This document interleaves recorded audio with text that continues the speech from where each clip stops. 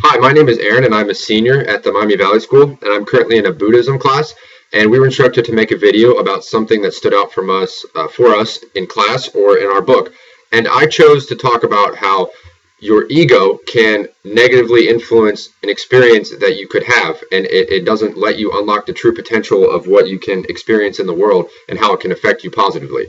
Um, Before I mention my experience, I'd like to quickly make note of a diagram that Mr. Squires drew in class, and it stuck with me because it visually represented something that plays such a huge role in my life. And what it is there was a large circle which represented a greater experience that exists, and there was a box in the corner of it.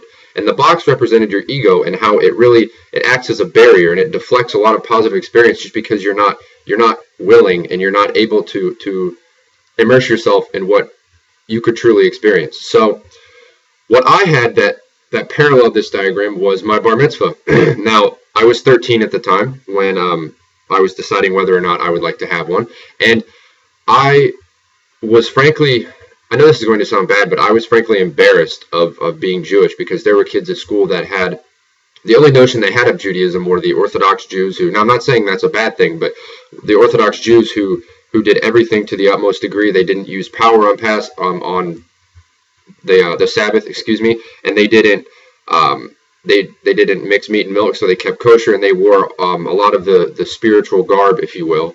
And I thought that if I did that in my bar mitzvah, I would be seen as one of those people, and I would be made fun of. Now I know that's really bad, and obviously that contributed to my box in the diagram. That deflected all the Jewish experience that I could have that would eventually play a large role in my life. So what I'm going to explain to you is my bar mitzvah. So my bar mitzvah, I was offered the experience of one, and at first I was truly opposed to it. I thought that, like I said earlier, it would just fuel the kids' animosity towards me and fuel the name calling that I would receive at school. And my mom came home from synagogue one day after discussing with the rabbi my bar mitzvah, and I dismissed it, and I said, no, I don't want to do that. And eventually, a few weeks later, we were discussing it again, and I figured that I would, because I sort of came to the fruition that my family is Jewish, and it is important to me, and I need to block out what the other people think. So I decided to take on the large task of studying Hebrew and my Torah portion for almost a year. So it was a long time. And through the studying process and through meeting with the rabbi, I still did get some backlash from people at school, and they were some people were for it, some people were opposed to it, and it didn't make sense to me because it was a religious tradition that played a huge role in my life. But again, that box still existed, and I was still kind of apprehensive.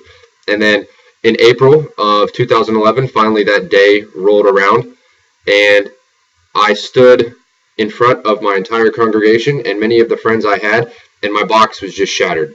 I had such an amazing experience. There was a moment during the service where the rabbi put his hand on my shoulder and said, "Look into everyone's eyes in the entire synagogue." And that's something I still remember to this day. It was such an impactful moment because I looked around, I panned the entire room, and I looked at everyone, and everyone had a smile on their face, and everything that anyone had ever said, the negative comments about Judaism, me being embarrassed about my faith, were just shattered. And I think that truly is a testament to how if you don't let your ego and your box deflect positive experience, you're opened up to such an amazing world. And I experienced it that day on the bima, which is